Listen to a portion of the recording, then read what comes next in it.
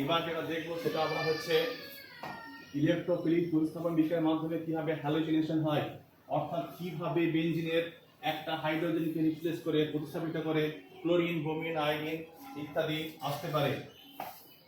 Halogenation অর্থাৎ X2, যদি এখানে আমরা জিনিস বলে দিই, যদি এইখানে শুধুমাত্র কি লিখবো, এখানে ক্যাপসুলস দেবো হ্যালোজিনেশন অর্থাৎ হাইড্রোজেনের পরিবর্তে কি হবে, হ্যালোজেন আসবে।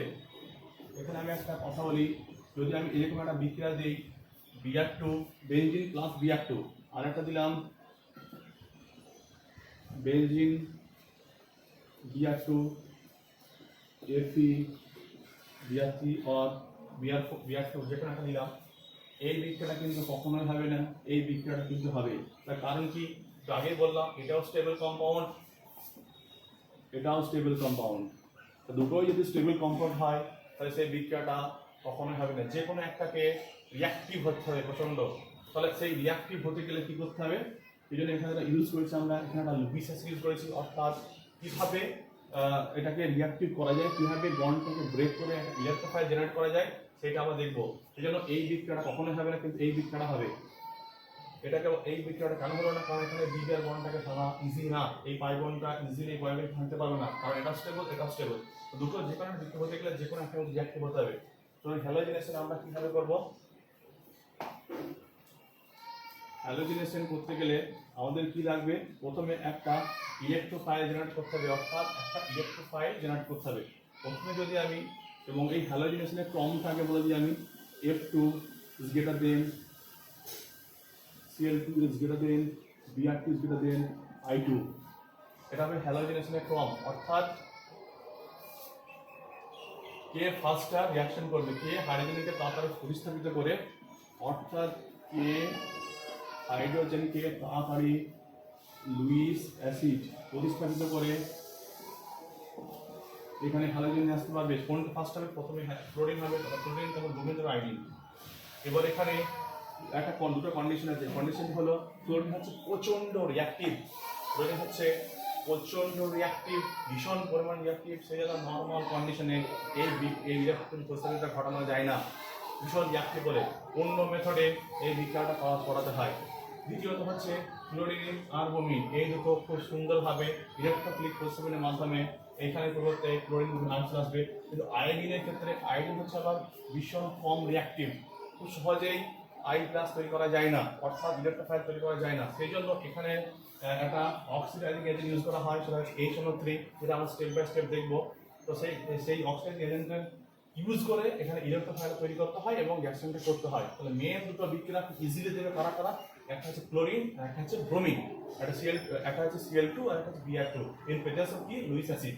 তো আমরা দেখবো তাহলে এখানে মেনলি দুটো বিক্রিয়া এখানে আরামসে করবে, ইলেকট্রোফিলিক বিক্রিয়া হচ্ছে Cl2 Br2 in presence of Luis acid. কিন্তু এইটা হচ্ছে প্রচন্ড রিঅ্যাক্টিভ, সেটা নর্মাল কন্ডিশনে বিক্রিয়াটা করা যাবে না।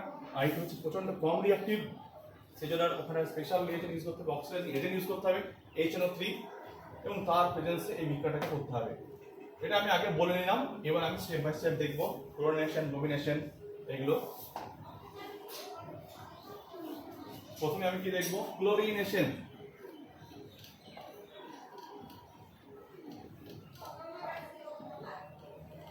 অর্থাৎ ক্লোরিনেশনে কি কি রিয়েজেন্ট ব্যবহার করতে হবে, ক্লোরিনেশনে রিয়েজেন্ট ব্যবহার করতে হবে Cl2 और आयरन और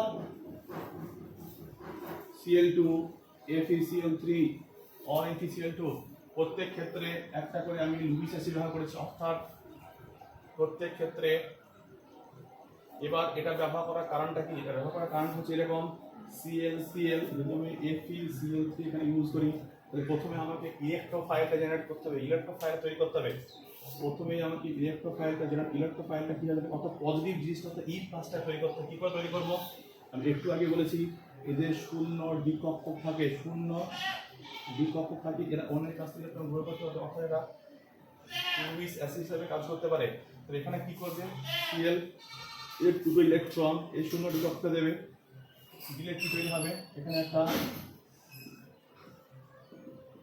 এটা Cl পজিটিভ চার্জ ক্রিয়েট হবে, একটা লোন পেয়ার ইউজ হয়ে যাবে, এটা FeCl3 এটা মাইনাস হয়ে যাবে। এবার একটু আগে জানি আমরা যেটা এটা হচ্ছে তড়িৎ ঋণাত্মক মৌল, এই তড়িৎ ঋণাত্মক মৌল যদি পজিটিভ হয়ে যায় সে আরো বেশি ইলেকট্রন টানতে থাকে, অর্থাৎ এই বন্ডটা তখন উইক হয়ে যাবে, কারণ এই বন্ড এর থেকে এর তড়িৎ ঋণাত্মকতা তখন বেড়ে যাবে, তখন এই বন্ড থেকে এ প্রচুর পরিমাণে ইলেকট্রন টানতে শুরু করবে এবং কি করবে এই বন্ডটা তখন ইজিলি ব্রেক করে যাবে, এবং বন্ডটা ইজিলি ব্রেক করলে কি দাঁড়াবে, এইটা এই বন্ডটা ব্রেক করলে যেহেতু এটা পজিটিভ চার্জ হয়ে গেছে বন্ডটা ইজিলি ব্রেক করে যাবে এবং এই পাই বন্ড এই বন্ডটা ভেঙে এটা নিউট্রাল করে দেবে। তো কি দাঁড়াচ্ছে, এই বন্ডটা ভাঙলে একটা Cl প্লাস একটা ইলেকট্রোফাইল তৈরি হয়ে গেল, আর এখানে FeCl4 মাইনাস তৈরি হয়ে গেল, অর্থাৎ এইভাবে কিন্তু আমরা ইলেকট্রোফাইল জেনারেট করলাম। এটা একটা ইলেকট্রোফাইল পজিটিভ চার্জ, এর অক্টেট খালি আছে, নিশ্চয়ই তাহলে এটা কি হবে ইলেকট্রোফাইল তৈরি হবে যেহেতু অক্টেট খালি। তাহলে এইটা কিন্তু যদি আমি এই জিনিসটা ব্যবহার না করতাম লুইস অ্যাসিডটা, তাহলে কিন্তু এই ইলেকট্রোফাইলটা তৈরি হতো না। তাহলে এই ইলেকট্রোফাইলটা তৈরি হলো কার প্রেজেন্সে, লুইস অ্যাসিডের প্রেজেন্সে। যদি এখানে এটা না থাকতো লুইস অ্যাসিডটা, তাহলে এই বন্ডটা কত ইজি বন্ড না সহজে ভাঙতে পারবো। এই বন্ডটাকে ব্রেক করার জন্য এই লুইস অ্যাসিডটা ভীষণ ইম্পর্টেন্ট। যেহেতু এটা শূন্য ডিকক্ষু আছে, এই দুটো ইলেকট্রন একে দিয়ে দিল, তাহলে এটা নিউক্লিওফাইলের মতো কাজ করলো, বা এটা সেই জন্য এই বন্ড ইজিলি ব্রেক করলো। এবং যেহেতু এটা পজিটিভ হয়ে গেল, এটা পজিটিভ হলে কি হবে, এখান থেকে ইলেকট্রন আনসেট করবে, কারণ এটা তড়িৎ ঋণাত্মক মৌল। তাহলে বন্ডটাকে ভাঙার জন্য এই Cl বন্ডটাকে ভাঙার জন্য ইজিলি Cl প্লাস পেলাম, আর প্রেজেন্সে FeCl3 প্রেজেন্সে যে এরা প্রচন্ড রিঅ্যাক্টিভ। যখনই এইটা আমরা এবার বিক্রিয়া করব ইলেকট্রোফিলিক পরিশ্রম বিক্রিয়াটা বেঞ্জিনের সাথে, তখন দেখবো বিক্রিয়াটা কিভাবে হচ্ছে। এবার তাহলে যখনই আমি এইটাকে আমি কি করলাম, আমাকে পরীক্ষায় এইভাবে দেওয়া থাকে Cl2 FeCl3, তাহলে এখান থেকে কি তৈরি হলো, Cl প্লাস তৈরি হয়ে গেল, Cl প্লাস। Cl প্লাস যখন তৈরি হলো তখন এখানে প্রথম স্টেপ কি হবে, এটা আমি দেখাচ্ছি। প্রথম স্টেপ নিশ্চয়ই কি হবে, এই পাই বন্ডটা দিকে ধরবে, আর এখানে কি তৈরি হয়েছে FeCl4 মাইনাস, এটা আমি দেখাতে পারো নাও দেখাতে পারো। তাহলে এখানে কি হলো, একটা Cl চলে আসবে, এখানে একটা প্লাস চলে আসবে, সিগমা কমপ্লেক্স। স্টেপ 1 স্টেপ 2টা কি, স্টেপ 2টা অ্যারোমের সাথে গেন হবে, এখানে Cl আছে, এখানে পজিটিভ চার্জ আছে, এখানে হাইড্রোজেন আছে। এই একটু আমি বললাম যে অ্যানায়নটা তৈরি হবে, এই যে FeCl3 Cl মাইনাস যেটা আছে, ওটা কি করবে, এই বন্ডটা দিয়ে এই হাইড্রোজেনকে ধরবে, এইটা একে দিয়ে দেবে, আবার অ্যাডমিসিল হয়ে গেল, তাহলে এটা কি হবে, HCl হয়ে গেল, এটা FeCl3 হয়ে গেল, আবার অ্যারোমেটিসিটি আগের মতো চলে আসলো। অর্থাৎ এটা কি হলো, কি কাজ করলো, এই FeCl3টা এই Clটাকে অ্যাডিশন করতে, এই Clটাকে প্রতিস্থাপিত করতে সাহায্য করবে। এইভাবে কিন্তু প্রত্যেকটা বিক্রিয়ার ক্ষেত্রে ঘটনাটা ঘটবে। তাই আমি একটা মেকানিজম দেখালাম, ব্রোমিনের ক্ষেত্রেও তাই হবে, ক্লোরিনের ক্ষেত্রেও তাই হবে, আয়োডিনের ক্ষেত্রেও সেম মেকানিজমটা হবে। রিঅ্যাকশন খুবই সিম্পল। এইভাবে কিন্তু হ্যালোজেনেশন হয়। তাহলে প্রথম কাজ হচ্ছে ইলেকট্রোফাইল তৈরি করা, সেকেন্ড প্রথম কাজ হচ্ছে ইলেকট্রোফাইল তৈরি করা। কিভাবে ইলেকট্রোফাইলটা আমরা তৈরি করবো, তাহলে এখানে আমি ক্লোরিন নিলাম যা হবে, ব্রোমিনেরও তা হবে, আয়োডিনের তা হবে। আয়োডিন এখানে ইউজ করতে হবে অক্সিজেন HNO3 যেটা বইয়ে দেওয়া আছে। তাহলে শর্টে কিভাবে বিক্রিয়াটাকে আমি দেখাবো, এই শর্টে পরীক্ষার সময় কিভাবে দেওয়া থাকবে, পরীক্ষার সময় এইভাবে দেওয়া থাকবে engine Cl2 Fe or Cl2 FeCl3 যে কোনো একটা দেওয়া থাকতে পারে, এটা অথবা এটা যখনই থাকবে মনে মতো কাজ করবে যে এইটা কি এখান থেকে একটা ইলেকট্রোফাইল বের হবে, পজিটিভ জিনিস বের হবে, এবং সেই পজিটিভ জিনিসটা এখানে হাইড্রোজেনকে সরিয়ে বসবে, অর্থাৎ বেঞ্জিনের একটা পজিশনে একটা ক্লোরিন বসে যাবে। নিশ্চয়ই এটা বসতে পারে না, এটা মেটালে কোনোদিন বসতে পারে না, নিশ্চয়ই Cl2 বসতে পারে না, কারণ এটা একটা অণু, কখনো অণু অবস্থায় কোনো রিয়াকশন পায় না, নিশ্চয়ই এটা অ্যাটমিক লেভেলে যাবে। সেজন্য কি খুব সিম্পল মনে রাখা প্রসেস, যে এখানে একটা হাইড্রোজেন চলে যাবে এবং হাইড্রোজেনের পরিবর্তে একটা ক্লোরিন আসবে। এটা হচ্ছে ইলেকট্রোফিলিক প্রতিস্থাপন বিক্রিয়া। এবং একইভাবে যদি আমাকে ব্রোমিন দেওয়া থাকে, খুবই সিম্পল, যেখানে Br2 Fe or Br2 FeBr3 দেওয়া থাকে, সঙ্গে সঙ্গে মাথায় ভাবতে হবে যে এটাও অ্যাডিশন হতে পারে না, এটাও অ্যাডিশন হতে পারে না, অন্য অবস্থায় কী হতে পারে, এখান থেকে একটা ইলেকট্রোফাইল জেনারেট করবে। লুইস অ্যাসিড ইলেকট্রোফাইলটা নিশ্চয়ই কি হবে, এখানে বিআর প্লাস হবে, একটা ইলেকট্রন শর্ট হবে, অর্থাৎ খালি আছে, নিশ্চয়ই কি বসবে এখানে একটা হাইড্রোজেনের পরিবর্তে একটা ব্রোমিন বসবে। তো এটা যেহেতু ক্লোরিন রিলেশন আছে সেটা মানে ক্লোরিনেশন, ব্রোমিন রিলেশন আছে সেটা বলা হয় ব্রোমিনেশন। এইভাবে কিন্তু ইলেকট্রোফিলিক প্রস্তাব বিক্রিয়াগুলো হয়। অত কিছু মাথায় রাখার দরকার নেই, সিম্পলি লাস্ট যেটা কথা যেটা মনে রাখবো যে অ্যারোমেটিক কম্পাউন্ডে একটা হাইড্রোজেনের পরিবর্তে একটা করে ইলেকট্রোফাইল বসে যাবে, ব্যাস এটা হচ্ছে আলটিমেট পয়েন্ট।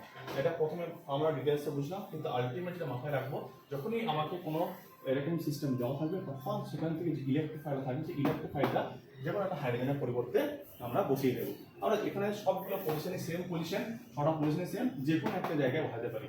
এখানে আমি এইটাকে চুজ করলাম, যে কোনো একটা এটা বসাতে পারি, এটা যেহেতু ছটা পজিশন সেম পজিশন, এখানে কোনো ডিফারেন্স নেই, যে কোনো একটা জায়গায় আমরা ইলেকট্রোফাইলটা বসাতে পারি।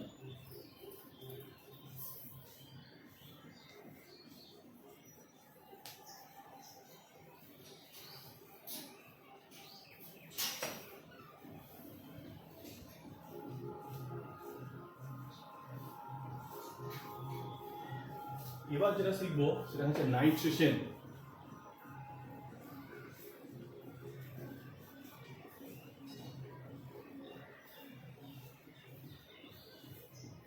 এবার যেটা শিখবো সেটা হচ্ছে নাইট্রেশন। নাইট্রেশন মানে হচ্ছে নাইট্রো NO2 প্লাস ইলেকট্রোফাইলটা সেইটা কিভাবে হাইড্রোজেনের পরিবর্তে প্রতিস্থাপিত হতে পারে। এবার আমাকে জানতে হবে এই NO2 প্লাস ইলেকট্রোফাইলটা কিভাবে কোন রিয়েজেন্ট ব্যবহার করলে ইউজ হতে পারে। এবার আমরা দেখে থাকবো যে এইভাবে আমাদের কোয়েশ্চেন দেওয়া থাকবে, গাঢ় HNO3 প্লাস গাঢ় H2O4 দিয়ে এখানে দেখা থাকবে NO2, অর্থাৎ নিশ্চয়ই বুঝতে পারছি এই দুটো বিক্রিয়া করে নিশ্চয়ই NO2 প্লাস থেকে নাইট্রোনিয়াম আয়ন তৈরি করবে। এবং আমরা দেখব কিভাবে এই NO2 প্লাসটা তৈরি হয় এই দুটো মিক্সারের ফলে। প্রথমত আমি একটা কথা বলবো যে এখানে দুটো অ্যাসিড আছে, একটা গাঢ় HNO3 আর একটা গাঢ় H2O4, দুটোই হচ্ছে স্ট্রং অ্যাসিড, কিন্তু HNO3 তুলনায় H2O4 অনেক অনেক স্ট্রং অ্যাসিড। এবং দুটোর মধ্যে যেটা বেশি স্ট্রং সেটা অ্যাসিড হিসেবে কাজ করবে, অন্যটা কিভাবে কাজ করবে, ক্ষার হিসাবে কাজ করবে। এটা আমরা জানি দুটো অ্যাসিডের মধ্যে যেটা ভীষণ স্ট্রং সেটা অ্যাসিড হবে, বাকিটা তার রেসপেক্টে ক্ষার হয়ে যাবে। এবং এইটা কেন ইউজ করা হলো, কারণ আমরা এখানে প্রতিস্থাপনে কি দেখেছি NO2, অর্থাৎ NO2 কোথা থেকে আসবে, HNO3 থেকে আসবে।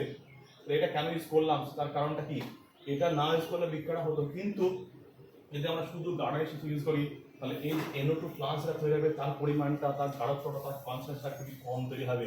এবার আমাদের রিঅ্যাকশনস বেশি করতে গেলে এই প্রোডাক্টটা বাড়াতে বেশি করতে হবে, NO2 প্লাসকে অনেক বেশি পরিমাণে তৈরি করতে হবে, অনেক সোর্স অনেক বেশি দিতে হবে। সেই জন্য এই NO2 প্লাস যাতে সহজেই HNO3 থেকে পাওয়া যায় সেই জন্য আমরা কনসেন্ট্রেটেড H2O4টা ইউজ করি। তাহলে এখানে এটা অ্যাসিড হিসেবে কাজ করবে, এটা ক্ষার হিসেবে কাজ করবে। কিভাবে দেখবো যে এই অ্যাসিডটা কিভাবে HNO3 থেকে NO2 প্লাসটা তৈরি করতে হেল্প করছে। এটা হচ্ছে আমাদের HNO3 এর স্ট্রাকচার।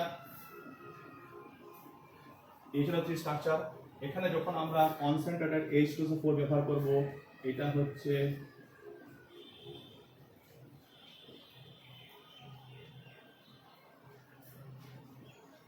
H2SO4 এর structure, sulphur double bond oxygen, এটা OH বন্ড, নিশ্চয়ই এই বন্ডটা ব্রেক করবে, তাহলে দুটো OH বন্ড আছে এখানে, এটা কি করবে আমরা জানি যারা অ্যাসিড তারা জ্বলিত তারা H+ দান করে, সেই জন্য এখানে কি হবে এই যে আমি কি বললাম এটা অ্যাসিড কাজ কাজ কি হবে, এই যে OH এর যে অক্সিজেন লোন প্যাডটা আছে সেই লোন প্যাড কি হবে এই হাইড্রোজেনটা গ্রহণ করবে, অর্থাৎ এইটা প্রোটনেশন হয়ে যাবে, অর্থাৎ এই অক্সিজেনটা H+ গ্রহণ করবে। তাহলে এই H+ দিলে তাহলে অ্যাসিড, এই H+ গ্রহণ করলে তাহলে এটা ক্ষার, এবং সেটা গ্রহণ করে কি হবে এটা H2O+ হয়ে গেল, ক্ষার একটা জলের অণুতে কনভার্ট হয়ে গেল, এবং এটা একটা হাইড্রোজেন দিচ্ছে একটা HO4- হয়ে গেল, যেহেতু একটা হাইড্রোজেন লস করে দিয়েছে তাহলে হাইড্রোজেনটা লস করেছে, এই বন্ডটা এখানে চলে আসবে, তো HSO4- সিঙ্গেল মাইনাস হয়ে গেল। তাহলে এইখানে বুঝতেই পারছি যে এখানে কি হয়েছে, একটা জল অণু তৈরি হয়ে গেছে, যেহেতু জল খুব স্টেবল কম্পাউন্ড এই জন্য ইজিলি এই বন্ডটা ব্রেক করে যাবে। এই বন্ডটা যখনই ব্রেক করবে তখন কি তৈরি হয়ে গেল, একটা NO2 প্লাস তৈরি হয়ে গেল, অর্থাৎ এইটা নিউট্রালাইজ হয়ে যাবে, জল বেরিয়ে গেলে এই বন্ডটা যদি এদিকে চলে আসে এটা প্লাস হয়ে যাবে। এইভাবে কিন্তু NO2 প্লাস ইলেকট্রোফাইলটা জেনারেট করলাম, এবং সেটা জেনারেট করতে কে সাহায্য করলো? H2SO4 সাহায্য করলো। যদি H2SO4 ব্যবহার না করতাম তাহলে বিক্রিয়াটা NO2 প্লাসের কনসেন্ট্রেট কম হতো, কারণ এটা কম তৈরি হতো। তো H2SO4 কি কাজ করলো এখানে? প্রথম স্টেপে এইটাকে তৈরি করতে ভীষণ পরিমাণে সাহায্য করলো নাইট্রোনিয়াম আয়নটাকে। সেই জন্য যখনই এই স্টেপটা দেওয়া থাকবে গাঢ় HNO3 প্লাস গাঢ় H2SO4, কি হবে? মনে মনে কি রাখতে হবে? এখান থেকে একটা NO2 প্লাস নাইট্রোনিয়াম আয়ন তৈরি হবে, এবং এটার নাম কি? ইলেকট্রোফাইল। প্রশ্ন দিকে মানে কি? একটা হাইড্রোজেনের পরিবর্তে একটা NO2 আসবে। এটা স্টেপ কি? এটা স্টেপ হলো প্রথম স্টেপে এটা কি হবে? যদি মেকানিজম দেখাই তাহলে প্রথম স্টেপে কি হবে? এ একটি পাই বন্ডটা লস করবে, এই পাই বন্ডটা লস করে এটাকে ধরবে, তাহলে এটা NO2 হয়ে গেল, এটা প্লাস হয়ে গেল। সেকেন্ড স্টেপ কি?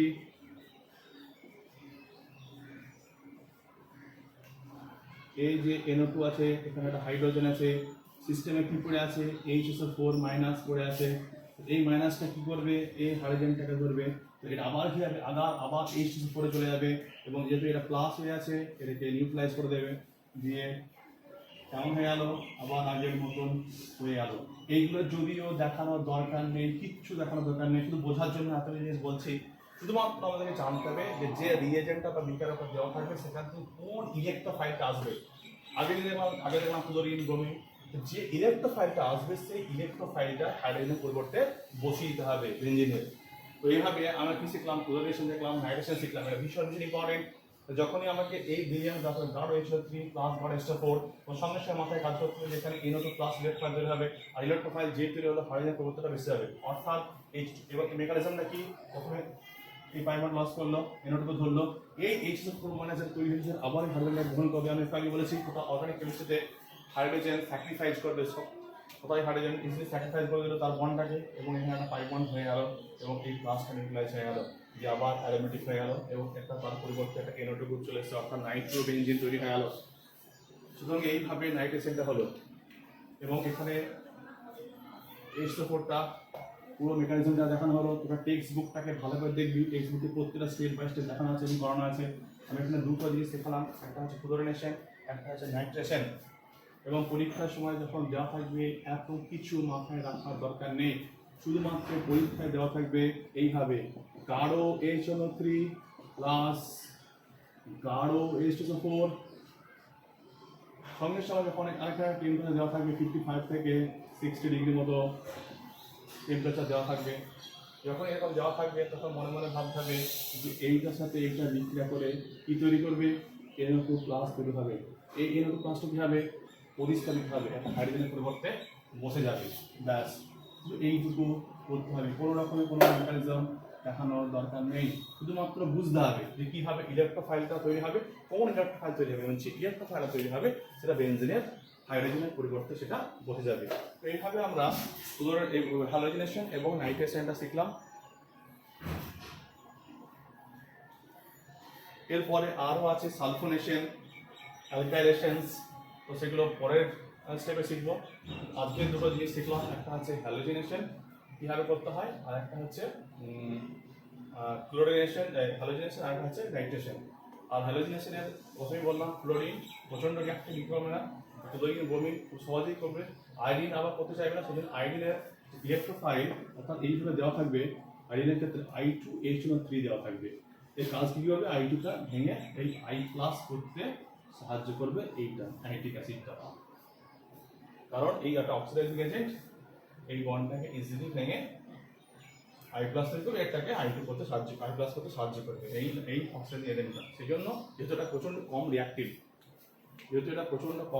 সেজন্য এখানে অক্সিডাইজিং এজেন্টটা ব্যবহার করতে হবে আয়োডিনেশনের ক্ষেত্রে। যদিও টেক্সট বুকে স্টেপ বাই স্টেপ সুন্দর করে দেওয়া আছে, ওটা আবার দেখে নেব। তাহলে আজকে দুটো জিনিস শিখলাম, একটা হ্যালোজিনেশন আর একটা হচ্ছে নাইট্রেশন। নাইট্রেশনটা ভীষণ ইম্পর্টেন্ট। পরবর্তী ক্লাসে শিখবো সেটা হচ্ছে সালফোনেশন, অ্যালকাইলেশন। অ্যালকাইলেশন দুটো পার্ট, একটা ফিল্ড কাপ অ্যালকাইলেশন আর একটা ফিল্ড কাপ অ্যাসাইলেশন। তাহলে আমাদের তখন ইলেকট্রনিক সাবস্টিটিউশনটা কমপ্লিট হবে। আজকে এই পর্যন্ত থাকলো।